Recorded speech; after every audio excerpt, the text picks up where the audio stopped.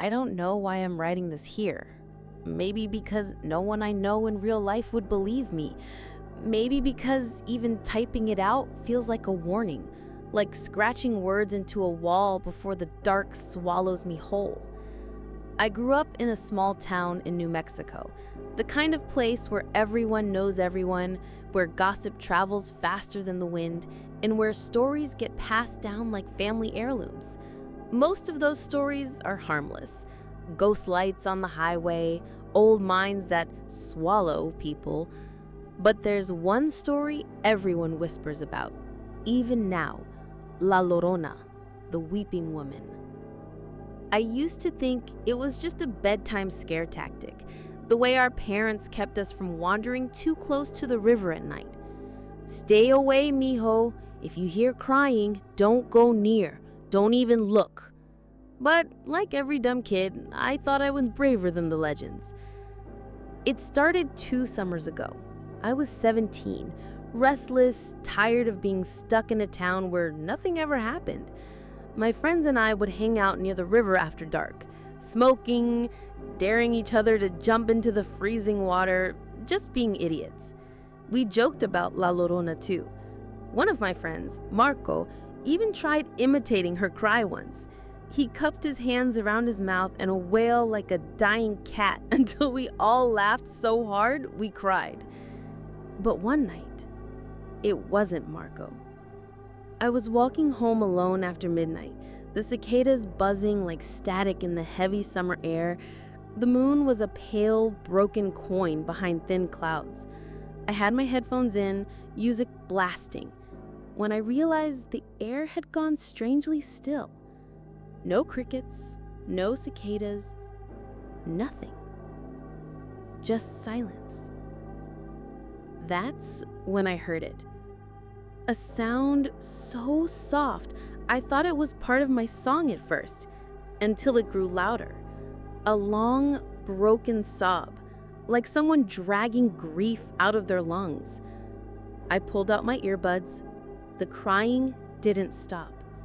It was coming from the river. I should have kept walking. I should have ran home, locked the door, and forgotten. But curiosity is a parasite. I told myself maybe it was a drunk woman, maybe someone needed help. That was the lie I let myself believe. The riverbank was darker than the road, the trees crowding around it like black skeletons. I moved slow, my sneakers crunching the dirt, heart pounding so loud it made me dizzy.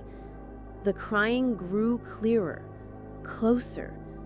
It had a rhythm to it, almost a chant. Then I saw her. A woman, dressed in white, kneeling at the edge of the water. Her hair was long, soaked, hanging like a curtain over her face. Her whole body shook with sobs, and she was whispering in Spanish, words too fast for me to catch, except for one, mis hijos, my children. My throat went dry. My feet froze. Something deep inside me screamed to leave, but then she stopped crying. And slowly, so painfully slowly, she lifted her head. Her face, God, I'll never forget it. Her eyes were pits, hollow and black. Her skin sagged, gray and rotted like river clay. Water poured from her mouth when she opened it, spilling down her chin like she was still drowning. And she smiled at me. I don't remember running. All I know was that 1 second I was staring at her face, and the next I was slamming my bedroom door shut, shaking so badly I thought my bones would snap. I didn't sleep. Every time I closed my eyes, I saw her mouth dripping water, her eyes sinking into my soul. The next morning, my mom noticed how pale I was. She asked if I was sick. I almost told her, but what was I supposed to say? That I saw a ghost everyone already warned me about? She'd just cross herself, whisper a prayer, and tell me to stay away from the river. So I kept it to myself. But that night, the crying came back. Not from the river. From right outside my window. I'll stop here for now, because even writing this is making me feel like I'm dragging something closer. But if anyone's reading this and you're from New Mexico, you already know. You know the story. You know her name. And you know this isn't just a campfire tale. Because when you hear her cry, it means one thing. She's already chosen you. Chapter 2. She chose me. I barely slept after that first night. Every sound made me jump. The creak of the house settling, a dog barking in the distance, even my own breath. I told myself it had to be a dream, some messed up hallucination from staying out too late. But then I remembered the silence, the coldness of the air, and her smile. That wasn't a dream, and I knew it wasn't over. The second night, I tried to stay awake. I left the TV on, the volume low, like background noise that could drown out the memory. But somewhere around 3 a.m, my eyelids grew heavy. I must have drifted off because I woke up to the sound of soft sobbing. Not from the TV, not from outside, from inside my room. I sat up so fast, my neck popped. The sobbing was faint, but I could hear it, like someone crouched in the corner, weeping into their hands. I couldn't move, couldn't even breathe. My eyes darted around the room, but the shadow seemed to pulse and shift. Then the crying stopped. A whisper floated across the dark. Mijo. I swear to God, it came from right next to my bed. I don't remember screaming, but my mom came running in, flipping on the light. The room was empty. No woman, no sound, just me, shaking and pale. She sat on the edge of the bed, holding me like I was still a little kid. She whispered prayers in Spanish, the same ones her grandmother used to say.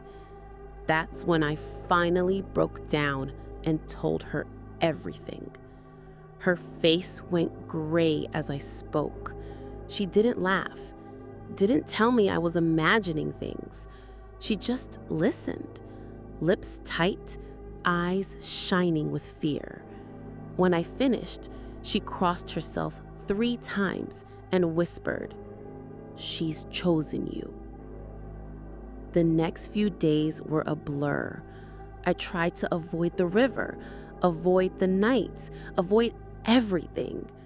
But she didn't care where I went. I'd hear crying in random places, behind me in the grocery store, echoing faintly in the school bathroom, even muffled through my earbuds when no music was playing. Every time, it got closer. Marco and my friends noticed how messed up I looked.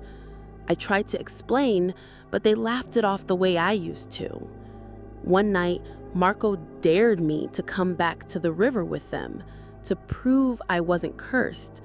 I told him no. He rolled his eyes and went without me. The next morning, his mom found his shoes on the riverbank. No body. I don't think I've ever felt real terror until then. It wasn't just me anymore. She wasn't just haunting me, she was proving a point. I stayed in my room for 2 nights straight, barely eating, barely drinking, just sitting with the lights on, waiting. But she still came. The 3rd night, the lights flickered and went out. My phone died at 2:13 a.m. exactly, and in the silence that followed, I heard water dripping on the floor. I looked down. A puddle was spreading from under my bed, cold and black. When I leaned closer, something pale reached out of it. A hand, wet, rotted, with fingernails cracked and broken. I ran. I don't even remember how I ended up back at the river, but that's where my feet carried me, like something pulling me back to the source. The air was freezing, sharp in my lungs, and the water shimmered like black glass under the moonlight. And there she was, standing in the middle of the river, white dress floating around her, hair trailing like seaweed.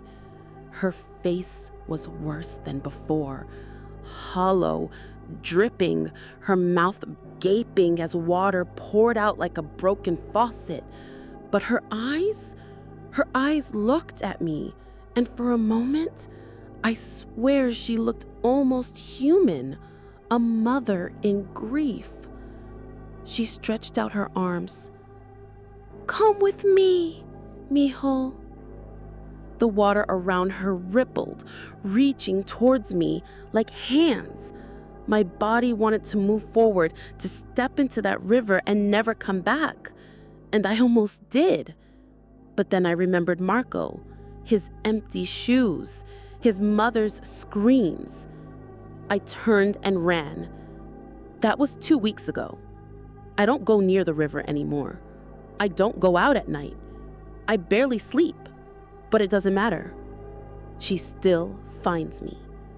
I hear her sobbing outside my window, scratching at the walls, whispering through the vents. I don't think she'll stop. Everyone in my family knows the story, but they never tell you the truth. The truth is, once she sees you, once you hear her cry, she doesn't let go. Sometimes I wonder if writing this is just making her stronger, like giving her attention is feeding her. But maybe it's also a warning. So, if you're reading this, if you ever find yourself in New Mexico and you hear a woman crying near the water, don't listen, don't look, don't even breathe.